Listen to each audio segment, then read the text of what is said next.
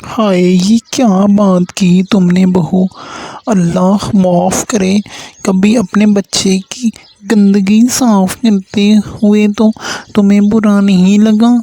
اب کیسے منہ بن کے کہہ دیا کہ قربانی کے جانور عید کی نماز کے بعد لائے جائیں گے، کیونکہ گند بہت ہوتا ہے ان کا۔ تابندہ بیگم نے اپنی بہو افروز کی کلاس لی، جس نے اپنے شوہر نامدار کی اس تجویز پر کہ قربانی کے جانور اس مرتبہ عید سے 4-6 دن پہلے ہی خرید لیے جائیں کا جواب انکار میں سر ہلاتے ہوئے دیا تھا کہ اور یہ ارشاد فرمایا تھا، ہاں بھائی نا، میرے پاس فالتو وقت نہیں ہے، ویسے بھی ان جانوروں کا گند سنبھالنا کوئی آسان کام ہے؟ میں بچوں کو سنبھالوں یا قربانی کے جانوروں کو، جن کے گند اور بدبو سے 5 منٹ میں سارا گم جاتا ہے؟ ماسی کام سے چھٹی کرے تو کون ان کو چارہ کھلائے، ان کی گندگی صاف کرے؟ میری طرف سے تو معذرت ہے، ثواب کے اور بھی بہت سے طریقے ہیں، ان پر عمل کر لیں گے۔ فرضی مکھی اڑاتے ہوئے افروز انجم نے ازلی بے نیازی سے جواب دیا، کیا کہا تم نے افروز؟ یہ سب تم نے کہا ہے؟ ایک مسلمان عورت ہوتے ہوئے اور اس سے بھی بڑھ کر ماں بن کر تم نے کتنی آسانی سے یہ سب کچھ دیا۔ ایک لمبی سرد آہ سینے سے خارج کرتے ہوئے 7ویں گریڈ سے ریٹائرڈ ہونے والی سرکاری اسکول کی ہیڈ مسٹریس تابندہ امیر بیگم نے کہا۔ ان کی آنکھوں میں کوئی بے یقینی تھی۔ افروز نے یہ دیکھ کر احساس بیگم تو باقاعدہ مکالمے کے موڈ میں ہیں، کام کاج کو سردست ایک طرف کیا اور ان کے سامنے صوفہ پر آ کر بیٹھی، اور یہی اس کی اچھی بات تھی، مقابلے کے آغاز ہی میں پسپا ہو جانا، دوسروں کا نقطہ نظر سننے کے لیے ہمہ وقت تیار رہتا۔ جی تو آنٹی بتائیے، ان ساری چیزوں کا قربانی سے کیا تعلق ہے جو آپ کو اتنا ناگوار گزرا ہے؟ بہو یہ تم پوچھ رہی ہو جس کے 24 گھنٹوں میں سے 20 گھنٹے سوشل میڈیا پر گزرتی ہیں، وہاں کیا کرتی ہو اگر یہی نہیں جانتی؟ تابندہ بیگم نے کہا۔ ساس بہو دونوں میں استاد اور شاگرد کا بھی رشتہ تھا۔ تابندہ جیسی جہاں دیدہ اور مرد شناس نے اپنی شاگرد افروز انجم کی 4 سالہ دورِ تعلیم میں بہت سی صفات کے ساتھ ایک بڑی صفت یہ دیکھی تھی کہ وہ غلطی پر اڑ جانے والی نہیں تھی، جہاں اور جب اسے پتہ چلتا کہ اس کی غلطی ہے یا اس نقصان میں اس کا بھی حصہ ہے، وہ پلک جھپکنے میں غلطی تسلیم کر لیا کرتی تھی۔ نہ صرف تسلیم بلکہ کھلے دل سے اس پر ندامت کا اظہار کرتی۔ تابندہ بیگم جانتی تھی کہ کنوار اپنے میں وہ بچیاں جو معصوم اور آئیڈیل لگتی ہیں، اور اسی طرح وہ خواتین جو بیٹے کی شادی سے پہلے بردبار سمجھدار قرار دی جاتی ہیں، ضروری نہیں کہ شادی کے بعد ہر دو اپنی پہچان پر قائم رہیں۔ اچھی بھلی معصوم بچیاں شادی کے بعد خاک قسم کی بہو اور سمجھدار مائیں ساس بنتے ہی بے حسی کی چادر اوڑھ لیتی ہیں، اس لیے کہ یہ صفات ان رشتوں میں منسلک ہونے سے پہلے تھیں۔ جیسے اچھی بیٹی کے لیے شرطیاں نہیں کہا جا سکتا وہ اچھی بہو ثابت ہوگی، ویسے ہی اچھی ماں کے لیے دعویٰ نہیں کیا جا سکتا کہ وہ کامیاب ساس ہوگی۔ وہاں غلطی تسلیم کرنے کی عادت جس میں بھی ہو، وہ رشتوں کو برتنے کا ہنر بھی جانتی ہے۔ یہی عادت افروز انجم میں تھی،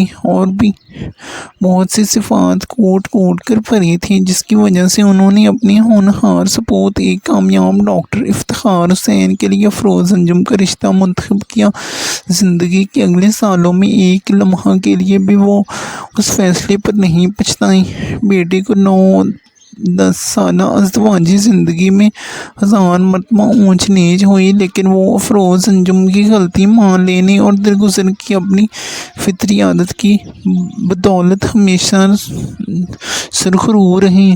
अब भी जब अफरोज़ के मुंह से निकले जुमले तबिंदा बेगम के कानों तक पहुँचे। उनका गैर मुतवक्के रद्द-ए-अमल देखकर अफरोज़ के कान खड़े हुए।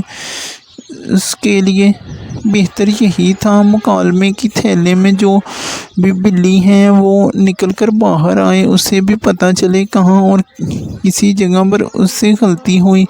जी आंटी बताइए, मुझे क्यों नहीं कहना चाहिए था ये सब कुछ, जबकि आप बखूबी जानती हैं आपके दोनों पोते और लाडली पोती मुझे ज़हनी और जिस्मानी तौर पर कितना मसरूफ़ रखते हैं।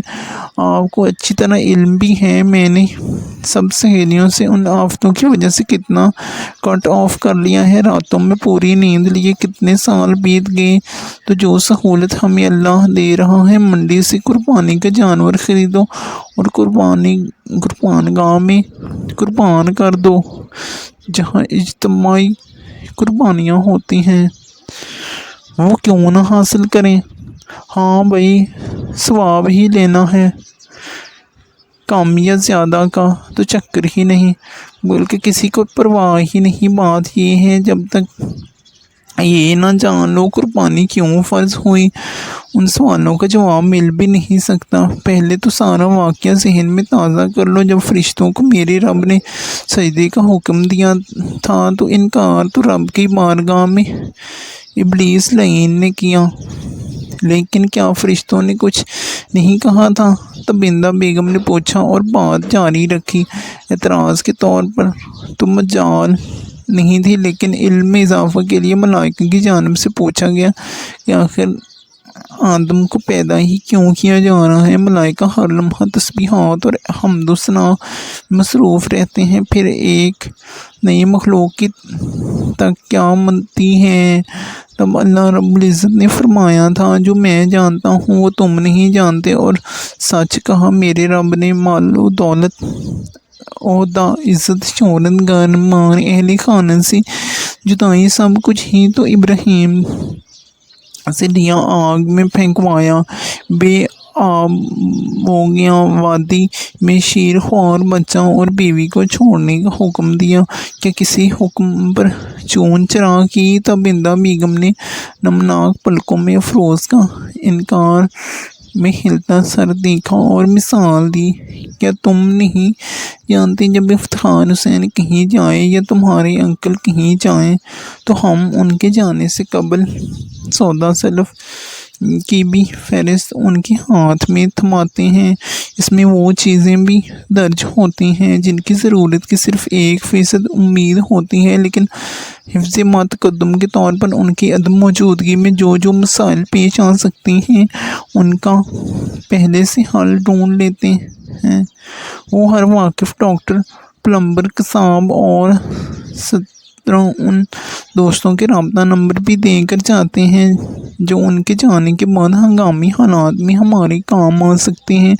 यही नहीं, सफ़र के आगाज़ ही में उनसे पल पल का राब्ता होता है, फिर भी दिल में 100 तरह के वहम होते हैं, ख़दशात रास्ता रोकते हैं और दिल पर पत्थर रख कर उन्हें उनकी दुनियावी तरक्की के लिए जाने की ये चशमनम इजाज़त देते हैं। क्या सैयदा हाजरा को ये ख़दशात लाहक नहीं होंगे जिनका वहाँ वीराने में कोई दुनियावी आसरा ना था छोड़ कर भी जा रहे हैं? तो क्या खजूरें और पानी, कोई पाउडर, मिल्क, पैम्पर्स, स्ट्रॉलर नाम इनकी सहूलत नहीं थी, कोई फूफो, खाला, नानी, दादी साथ नहीं थी? तो सैयदा हाजरा कैसे मान गई? वो माँ होते हुए उस इसार के लिए कैसे राज़ी हो गई? तबिंदा बेगम की आवाज़ रंध गई। क्या वो उनका मुश्किल तरीन वक्त नहीं था?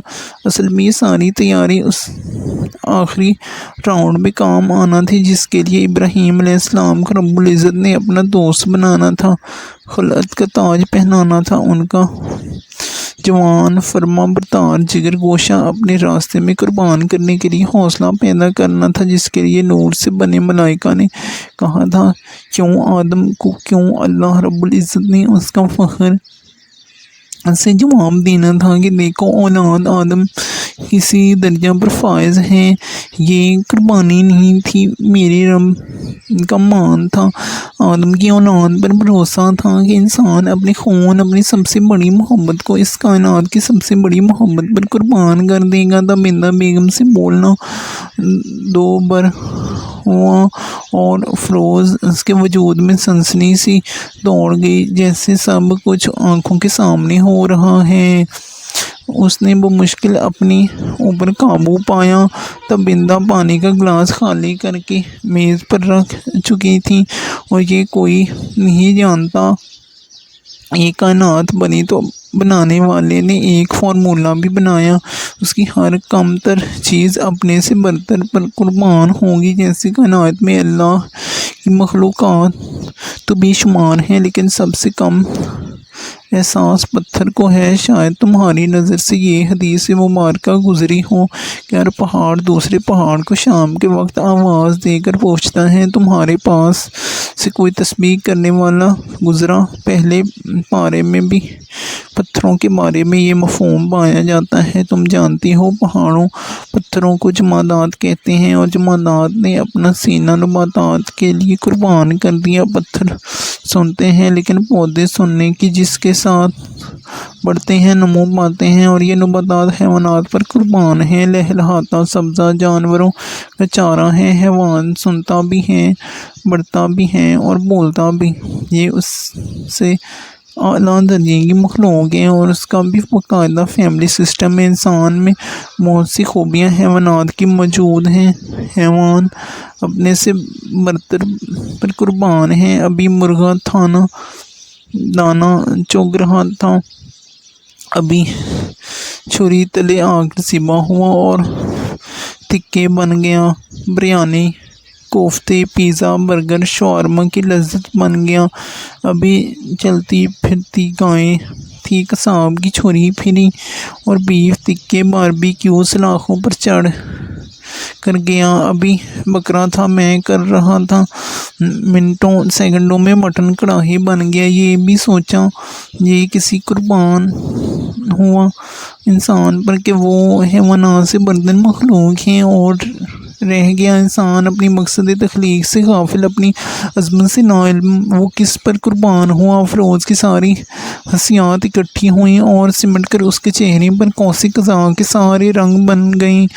वो मुजस्मा सवाल बन चुकी थी। इंसान पैदा तो रहमान पर कुर्बान होने के लिए ही हुआ है, लेकिन उसे क़ुव्वत फ़ैसला दी गई है। वो चाहे तो रहमान पर कुर्बान हो या चाहे तो शैतान पर, चाहे तो जन्नत में जाने इनाम वसूल करे, चाहे तो दोज़ख के अंधी कुएं में छलांग लगा दे। तब बिंदा बेगम ने लंबी सांस ली। कई सेकंड वो अपनी बात के हिसार में रहने के बाद बोले, जिस मरदूद ने अल्लाह को चैलेंज किया था, इंसान को तुझ तक पहुँचते नहीं दूंगा, दुनिया की लज्जतों में गर्क रखूँगा, तो रब्बुल इज़्ज़त ने रोज़े फ़र्ज़ कर दिए। सारा दिन हलाल चीज़ें और लज्जतें उसके बंदों पर हराम कर दी जाती हैं।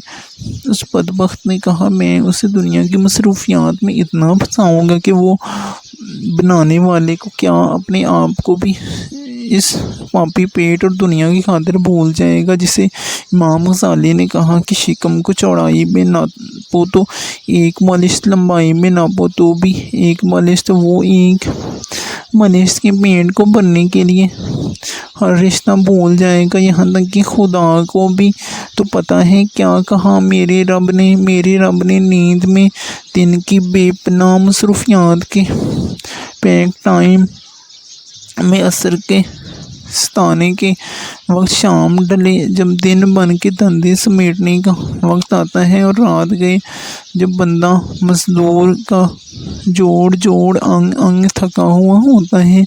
उसने पांचों औकात में अपने दरबार में हाज़िरी फ़र्ज़ कर दी। दुनियादार सुस्ती से मसाते हुए ठोकरें मारते हैं और उसके मुंतखब बंदे मुंतज़र रहते हैं کب حی الصلاح کی صدا آئی، وہ دیوانہ وار اپنی جبیں اس کے در پر جھکائیں۔ پھر ابلیس مردود نے مال دینار تخلیق کے ساتھ ہی چومے آنکھوں سے لگائے اور کہا، درہم و دینار کا بندہ میرا ہوگا۔ میرے رب نے زکوٰۃ فرض کر دی، نہ دینے والے فتوے لیتے ہیں، دینے والے ساتھ میں صدقے خیرات کا اہتمام بھی کرتے ہیں۔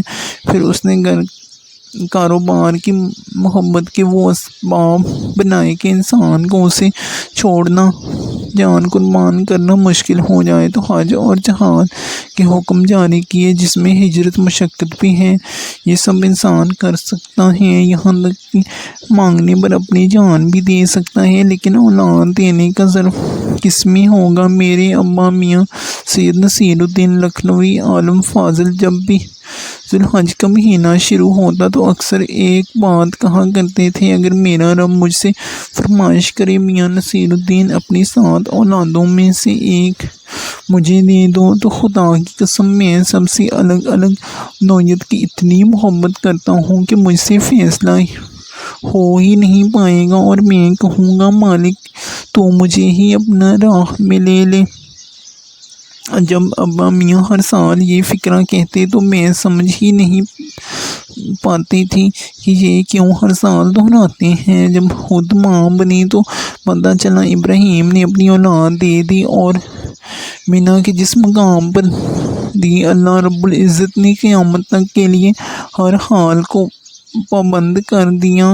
عرفات صبح سے شام تک عمرہ ایک مرتبہ، لیکن مینا بار بار بلاتا ہے۔